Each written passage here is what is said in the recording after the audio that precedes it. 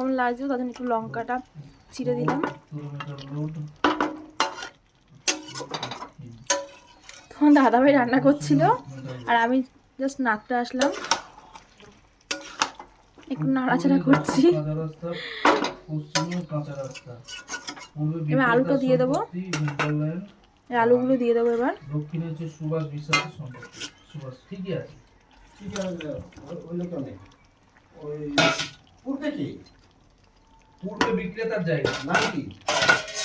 এবার ঢেকে দেবো। বিক্রেতার জায়গা নাম কি দিতে হয় না, শুধু বিক্রেতার জায়গা দিলেই হয়। ওরে লাজবে জমে যাবে বুঝছো কোয়েল, সাথে বাংলা এই ফালতু কথা বলে, ভিডিও করছে।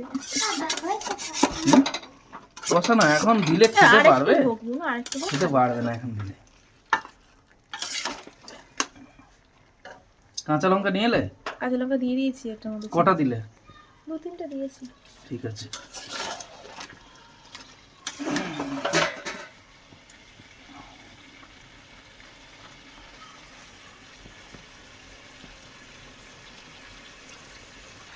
চারখানা আমাকে দিয়েছি না? দেখো কত সুন্দর হয়ে গেছে চিকেনটা কষানো, পুরো তেল ছেড়ে দিয়েছে। দাও বাটি দাও।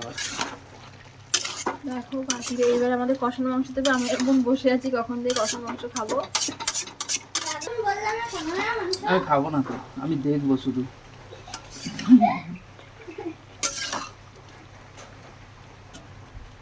সলদি দিয়ে দিচ্ছি। হ্যাঁ হ্যাঁ হ্যাঁ, এটাই ভালো হবে, ভালো লাগে না। আর একটা হাত দিয়ে দিলাম।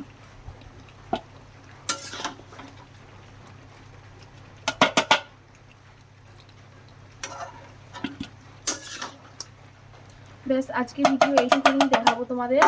আমার ভিডিও ভালো লেগে থাকে লাইক কমেন্ট শেয়ার আর সাবস্ক্রাইব করে চ্যানেলটাকে। হ্যাঁ রাখো, আমরা এবার কষানো খেয়ে নিই।